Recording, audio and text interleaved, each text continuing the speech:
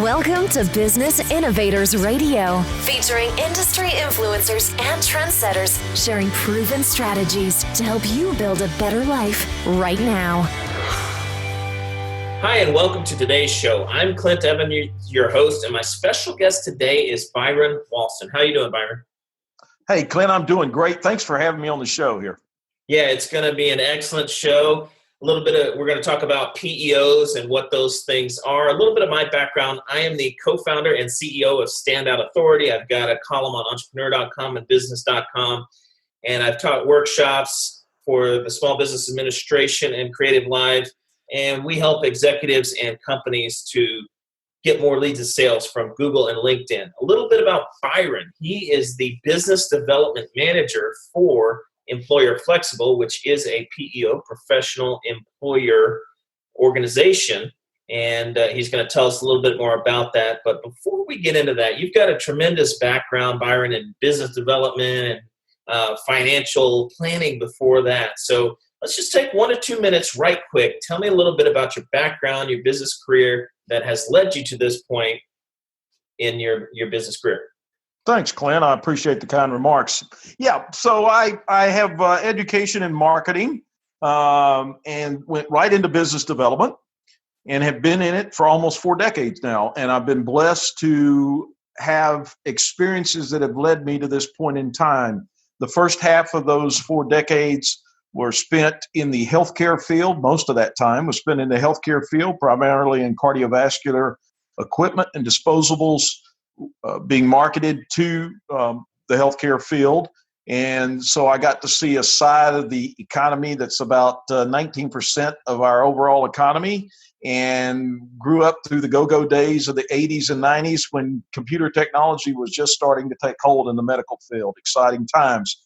I then moved over and took a switch into the financial arena. In 1996, I actually built and ran a financial advisory practice. Had a lot of fun doing it. I was a solo practice, was blessed with a lot of great clients at a time about 2011 or so, when a lot of the industry began to be, and it is even more today, very, very heavily regulated. It was always regulated, but very heavily regulated. As a solo practice, it just ate up so much of my time and took away so much fun, vital time with clients. And at the same time, I had basically an offer I couldn't refuse, so I sold the business. However, fast forward to today has led me to my opportunity, which we'll get into more in a minute, as a business consultant, and has prepared me more to do what I'm doing now, in knowing what a business owner goes through at 2:00 in the morning and what wakes them up at night. So it's given me a lot of valuable experience in that regard. Like you peered right into my life. Yeah, that's fascinating that you had a successful sale and exit. So very cool there. As you talked about, you've been in business development for most of your career. What reasons attracted you to work with Employer Flexible? Yeah, that's a great question. It came along at the right time. There's 2 reasons primarily, and I'll give them both from a company and an industry aspect. From an industry aspect, when I was first contacted about this opportunity, I did my due diligence on the industry. The industry is phenomenal in its growth potential. I know it's an overused cliche, but we are at the bottom of the hockey stick, getting ready to turn up. We'll talk more about that, I know, later. But there's a very small market penetration and a phenomenal possibility of helping business owners out there. So that really attracted me again from those aspects. I am a true business builder at heart, an entrepreneur at heart, and I love to solve problems. From a company perspective, Employer Flexible has some really open-minded, out-of-the-box type approach to solving problems. Again, I know we'll talk a little bit about this more later, so I won't get too in-depth right now, but they are totally open to possibilities, thus the flexible part of the name, to how we come in and help business owners impact what matters. Okay, beautiful. Yeah, I just wanted those. So there were clearly some company-specific reasons to work with them, as well as looking at the industry. And Let's talk a little bit now about this term PEO, professional employer organization. It gets thrown around in some circles today, but still a fairly young industry. What the heck is a PEO? Well, first of all, let me answer that a couple of ways. Let me first preface my remarks by saying we have to be careful in our industry, like a lot of industries out there, but even more so in ours, I think, Clint, is that these abbreviations, these alphabet soups get thrown around. And so when you're sitting in front of a business owner, he or she could get confused real fast when you start talking about all the initials and everything else. Jargon, so I always laugh when I hear PEO, because if you want to make somebody doze off in a hurry, you say PEO. PEO, I'll tell you my experience. When I was first contacted about the opportunity, the gentleman who contacted me said, "Hey, I'm so-and-so, and I'm calling you. I see you have quite a background in business development and also as a consultant, and I think you'd be great in the PEO industry." And I paused and said, "That's fantastic. What's a PEO?" You want me to be and a he PE said, "Well, a teacher? Is that what it PEO, is? what's that?" I said, yeah, you want me to be a PE teacher? Is that what it is? Yeah, exactly. I mean, my mind's going in all kinds of directions. So I said, so he answered, he said, "Well, that's a professional," I'm going to have to take a breath in the middle of this, "a professional employer organization." I said, "That is amazing. What's a professional employer organization?" He said, "Well," and this gets to the meat of it. What we do is we come in and listen to the business owner and help them solve issues around employment. And those issues could be in the areas of human resources, payroll, employee safety, like workers' compensation, or benefits. Okay, gotcha. So safety, payroll, benefits, and what was the other thing? Culture? Human resources. Human resources. Okay. And we'll talk, I know we'll talk a little bit more. I'll give you some examples and stories about human resources. Human resources is the number one way that we can come in and bring power to an organization, to a small business. Well, let's talk a little bit company specific now. How are Employer Flexible and yourself innovating in this professional employer organization? Okay. The standard model, the PEO business is fairly young as industries go. It's been around for several decades now. The standard model, which was pioneered by the larger companies in our industry, was to come in and bring in sort of a canned, off the shelf, off the rack kind of solution. In other words, to take all the aspects of human resources and workers' compensation, payroll and benefits, and bundle it all together, which there is true power in that, but to have one solution. And that was a pro in the early going. It was a positive in the early going. However, as the industry evolved and developed and more small businesses started to look at this as a possible solution, what was working up to that point for some somewhat larger companies did not necessarily work for small businesses. In other words, you come in and you say, "I will do all of this, and it's X amount per employee per month, or X amount percentage of payroll, or whatever." And the owner would typically say, "Well, I don't need this, and I don't need that. We are not doing this." And they would say, "Oh, well, I'm sorry, that's the model." So what Employer Flexible prides itself on, as I indicated earlier, was listening to what matters and then custom designing the solution to that particular business owner so that they are getting the most efficient, turbocharged engine of a solution for the area that they're trying to address. I got you, which seems like that adds multiple potential layers of complexity when you don't have, three basic packages that you can fulfill in a certain time period. From Employer Flexible's standpoint, you got a better idea if you got three basic packages. Here are my costs. Here's, the human resource investment, the time investment to fulfill on this for our client, versus something a la carte or completely custom. That's the way things have gone in this digital age as we continue to march forward, but obviously adds some difficulties and disruptions. And cool to see you guys are continuing to innovate, have that built into your culture to continue to provide those custom solutions. Sure.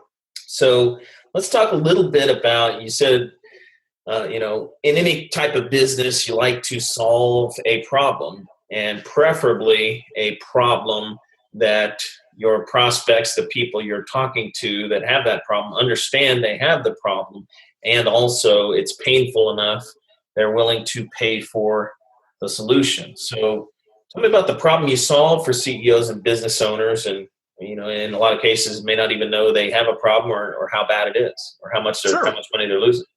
Sure. Well, the number one, I mentioned earlier about human resources, and that's a term that's thrown around quite a bit, but I mentioned that we could bring a lot of power to the table. Let me give you a specific example of what I'm talking about. I've had several clients who I've sat down with, and a couple of things come out in our talks, in our conversation. One of which is they have trouble finding the right employees. They may be in an area that's like the Austin area, which is Austin, Texas is booming. And if they're on the outlying of that area, the maybe the suburban type portion of that area, it's hard to get that employment from the core of Austin to come to those outer areas. So they have sometimes trouble finding the right employees. And then they have trouble keeping those employees. And so where this becomes a real problem for the business is now you've spent time trying to find the right employees, and maybe you did attract some employees that were good, although it's not your specialty most of the time or your expertise.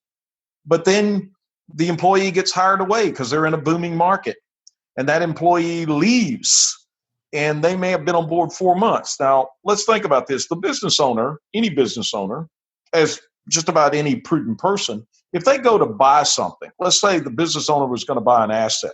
That could be a vehicle, a piece of equipment, something of that sort. What are they going to do? They're going to specify what they're looking for. They're going to look at their choices. They're going to probably test drive it, and they're going to take a hard look before they spend $40,000 or $50,000 or more on that asset. Well, The employee is an asset to the company. And so they've just wasted $40,000 or more in most cases by hiring people and losing them. And so what we do, wow. So what we do is get them to focus on the fact that A, you're not finding the right employees many of the time, so that's the cause. Or B, many times you're not offering the kind of benefits you could be offering at a significantly lower cost to the business than you ever dreamed by using the kind of model we bring in, the leverage type model, and thereby creating an environment where the employee literally feels like they're being recruited every day instead of being recruited and becoming a staff member, so to speak. Gotcha. Yeah. The excitement and the parade of the recruitment and the first day, and then 30 days later, you feel like a forgotten person. Cog in the Exactly. So you talked about, do you guys help with finding talent and helping them hire talented employees? Absolutely. That's part of the service. That's part of our HR expertise. We actually started, by the way, as a side note, in 2004 as a recruiting and staffing company. It was after a few years of doing that and having some great results, providing great services to clients, that we were presented with some things we could do for our clients, which was I'm going to use those initials again, a PEO model. And when we did that and became real good at that, by 2008, we had sold our staffing business. But remember, we retained the recruiting intelligence and expertise.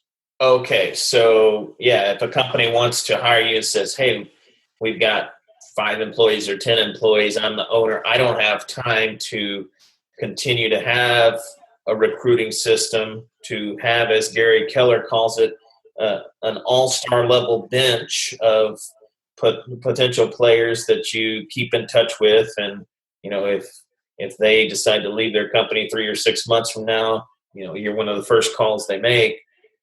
You guys have that type of system that you can offer for clients to bring in, A and B level talent? Absolutely. That's the flexibility. Again, it depends, Clint, on where they want us to plug in. They may Gotcha. want us to plug in at just finding the right employees or potential candidates, and they take it from there. Or they may say, hey, here's my job description. Here's my filters. Here's my requirements. You guys find them. You bring them to the table. In some cases, they have us interview them. Some cases, they have us interview them and hire them. It just depends on what depth and level they want us to take this. Customization again. Yep. And do you guys, with that expertise, also give some coaching? I'm sure you've seen a lot of these job descriptions where there's 80 different specifications and they only want to pay the person 30 or 40 grand. Do you give them some coaching on, hey, we need these few are the most important things to this position, and you're going to have to pay the market going rate is 50 or 60 grand? Absolutely. That's part of the solution that we've been able to provide for those examples I gave earlier. We start off with an industry analysis for the area so that most times the owners don't have a clue, or even if they have a clue, they really don't know for sure that they understand what's it going to take to get XYZ employee to do ABC job in this area. And we're able to give them that feedback and the kind of competition they're running up against, in addition to being able to give them such enhanced features, benefits to the employment at a very low cost that makes them now, as a small business, extremely competitive with the large businesses of the area, big tech companies, for example. Yeah, that coaching and consulting is critical, because I've talked with a number of business owners, and in the business I have, helping companies and executives, grow their business, leads and sales.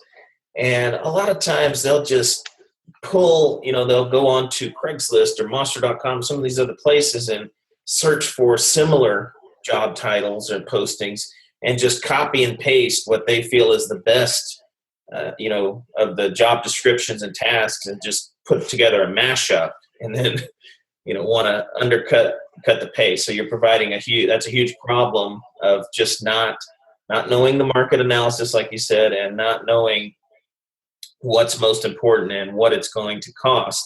And I think I remember it was a conversation you and I had, and what did you say? I forgot the exact thing, but something, companies need people and people cost money, or something. It was a very good, succinct saying. Well, there's I like to say there is, and it ties into people here. There is two things that will solve a problem, and that's time and money, and both of them cost. Yeah. Gotcha. Yeah. I was remembering that. He's like, yeah, it's you can have time or people, and people cost money. Time or people, correct. Yep, correct. Love it. So let's talk a little bit now. You also, when you and I had talked, you had a very useful visual demo that you go through with business owners to help illustrate what's going on here. So why don't you talk about that now? Yeah, thanks. The way that I explain to a business owner what are the critical elements that I bring, boil it down, what do I do for that business owner? And so the two that I give them as an example are the actual distillation of what I give them is time that I give them and liability that I take away. So what does this look like? So as a business owner, I've been there. You start the business, and what's one of the drivers of the business? You want 100% of control and direction, and you get that as the business owner. At the same time, at that point, you have 100% of the liability for that company and that any employees that work for that company. A double-edged sword, yeah. And so that's a sticking point. That's a negative. When you engage the services of a entity like Employer Flexible, what will never, ever, ever change will be 100% of control and direction. You always maintain that as the owner and the employer. You always determine that. What does change is that virtually all of that liability that I talked about comes off of your side of the ledger and goes on to the Employer Flexible side of the ledger. And now you're freed up from both a liability and a time standpoint to focus on working on your business and not worried about working in your business, almost like you're an employee yourself. Wow. Okay, I got you. And I think you did like a line across the top and the bottom, and you showed the four quadrants of ways that you help business owners. Right. So just to go back and kind of touch on that again. So on the left-hand upper quadrant is the human resources portion of that. And again, that could be finding everything from finding the right people, hiring the right people, keeping the right people. It can be updating and making sure that you're protected by your employee handbook. That's one of the number one ways that you're exposed. And it could be training, simple as training. Training, we'll talk a little bit more about this here in a few minutes, I know, but training is a positive way to get that organizational culture up and positive. And so it could be training. Another way in the top right portion is through employee safety. A primary way is through both safety training and workers' compensation, which by virtue of the fact that 4 people can pay less for something than 1 person, and 12 people can pay less than 4 people, and so on, you're able to use the leverage of our company to drive down cost as far as associated with workers' compensation. Wow. Okay. So you almost got a Costco type of concept. Absolutely.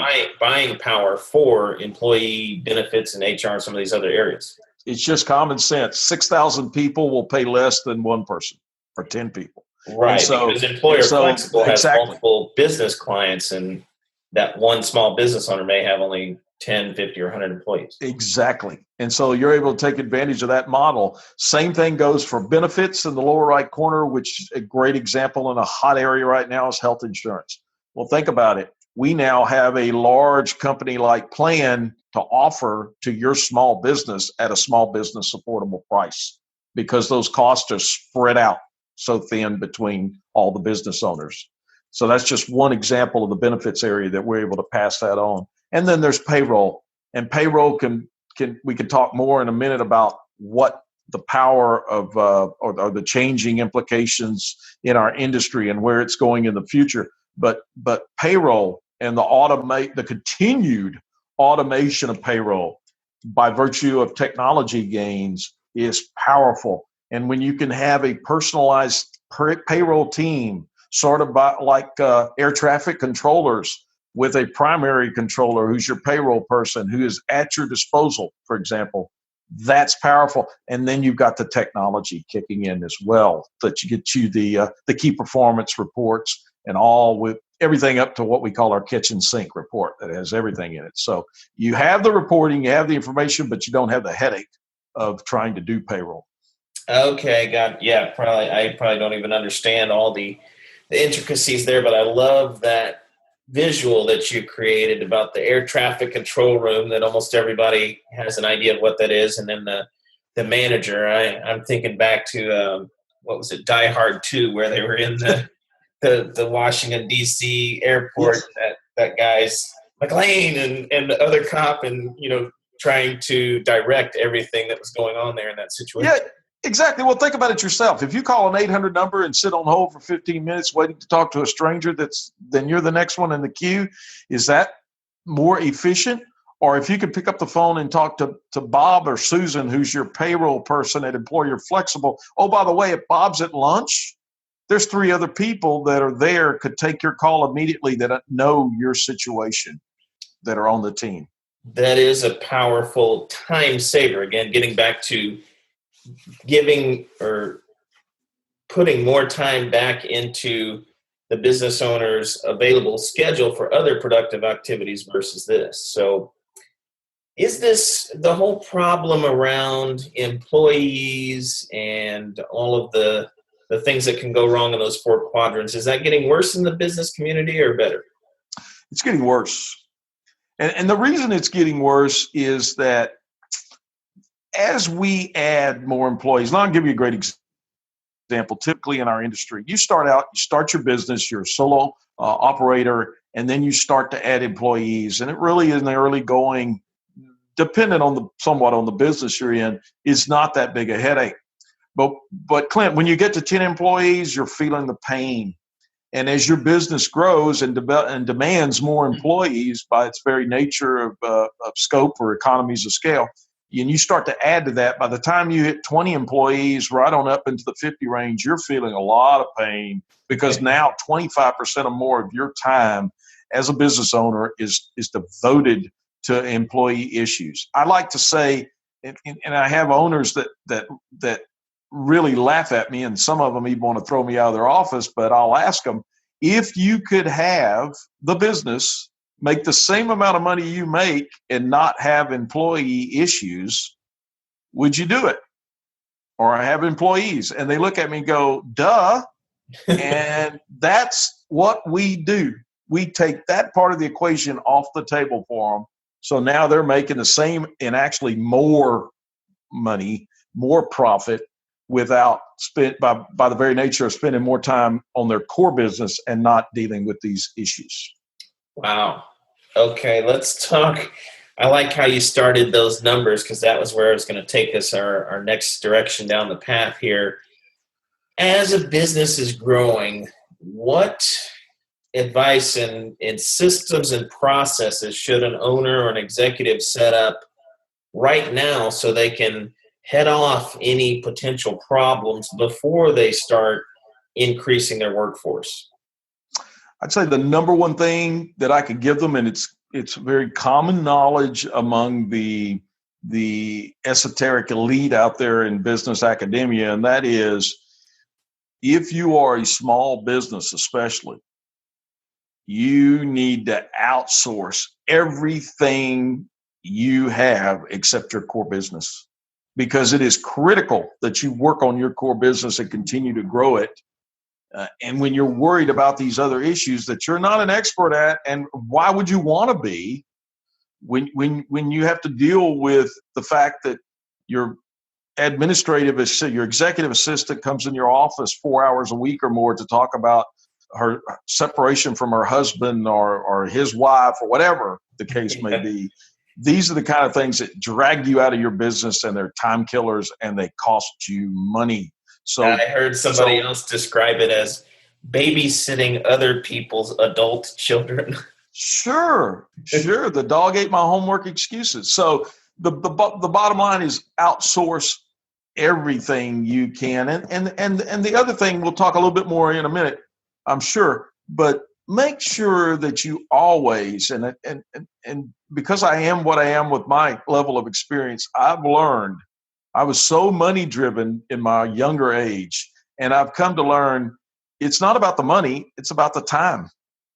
The time is the most valuable asset you have. So make sure you're putting a value on your time, and that you are therefore using your time as wisely as possible, thus tying back into the fact that you outsource everything that does not have to do with your core business. Yeah, that real estate concept that's been around forever, highest and best use of your time, and of course, money, resources, and human resources. So, Byron, let's talk a little bit about, now we're talking about growing companies before we leave this topic, and what are 2 or 3 common factors you see in companies who seem to grow along a fairly smooth path versus those companies who take 1 step forward and 2 steps back and have that roller coaster of frustration? Hey, that's a great question. And I think the best example I can give of that is there's a gentleman named Patrick Lencioni. I don't know if you're familiar with him or not. He wrote the book, The Advantage. And in the book, what he talks about is 2 areas that distinguish whether a company is simply a company that's in it and for a short period of time and then goes out of business, or does not thrive as much as they could. The delta or difference between that company and a company that thrives and lasts a long time. And the companies that are in business, they have some success, they grow, they typically are company smart when it comes to, or smart, I should say, when it comes to corporate wealth or company wealth. Now, what is that? That can be strategies of the company. You can have people come up with great strategies. That could be good marketing. That could be finance. That could be the technology involved. These are all critical factors to whether a company can even start to grow and grow somewhat. And they're important, not to say. Company wealth. What is not paid attention to, but is by those companies that thrive and are continue to thrive over the long haul, is company health. And what do I mean by company health? Things like minimizing politics, minimizing confusion. So everybody's focused on the same page, having a high amount of morale, therefore a high amount of productivity, low amount of turnover. We like to say in this business, a happy employee is a productive employee. Too many times, especially growing companies, do not pay enough attention to the company health. They're too focused on company wealth. Very vital to have company wealth. You need to make sure that you're doing everything you can to have company health in balance to that. Yeah, it's one of the things that I had not put a huge amount of emphasis on myself until I learned about it over the last couple of years, is the importance of that culture. And I think you talked about it as part of the employer flexible expertise, is making sure the business owner is clear on what type of person, what type of character, what type of core values they want to hire for. And as part of the overall culture, you're going to have more engaged employees and more productivity and a smoother flow there. So Sure.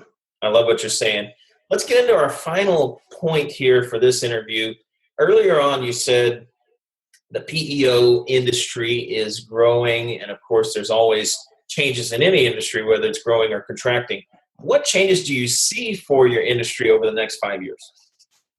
I think the number one change you're going to see is the fact that technology, like for so many of us, is changing, is a constant dynamic out there that's changing the equation somewhat.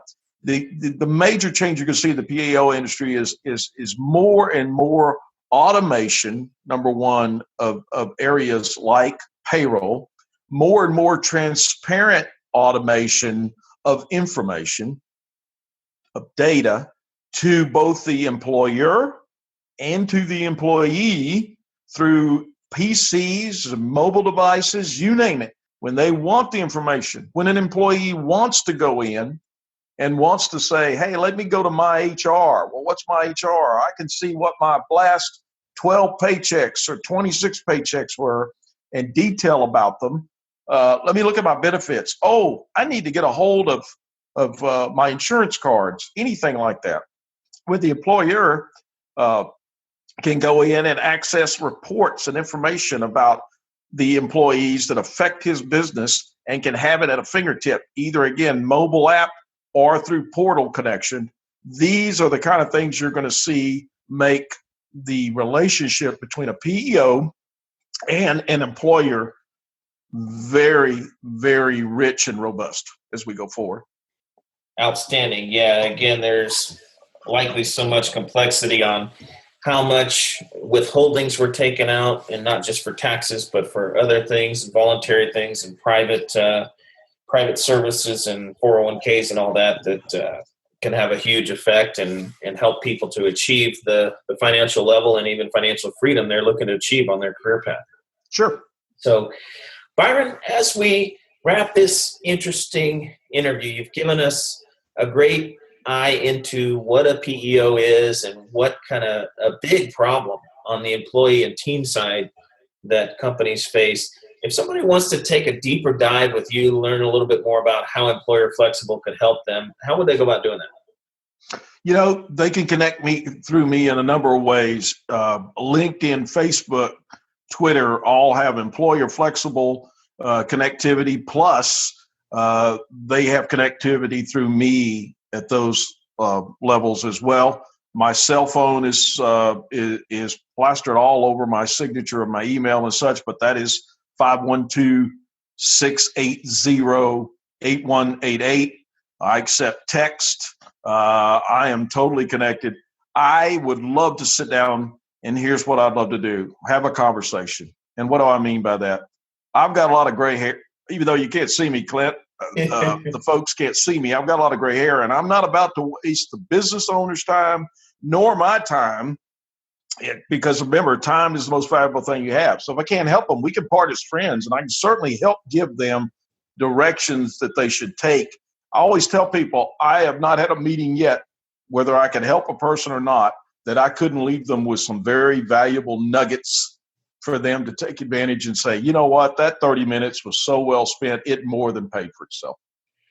Yeah, absolutely. When you and I first met up over at the coffee house on the lake over there, I learned a lot about this industry and the 4 quadrants and all of those things that I've then been able to direct people or companies that are having that type of issue and say, hey, this is something you should consider. So like you said, it wasn't the right fit for me since it's me and my co-founder and some contractors, but for companies that are on that employee path, they're growing 5, 10, 20 employees, it's a hugely valuable service. Absolutely. Thank you. I encourage you to reach out to Byron. They can certainly help you. And thanks again for being with me on the show here today, Byron. Thanks for listening to Business Innovators Radio. To hear all episodes featuring leading industry influencers and trendsetters, visit us online at businessinnovatorsradio.com today.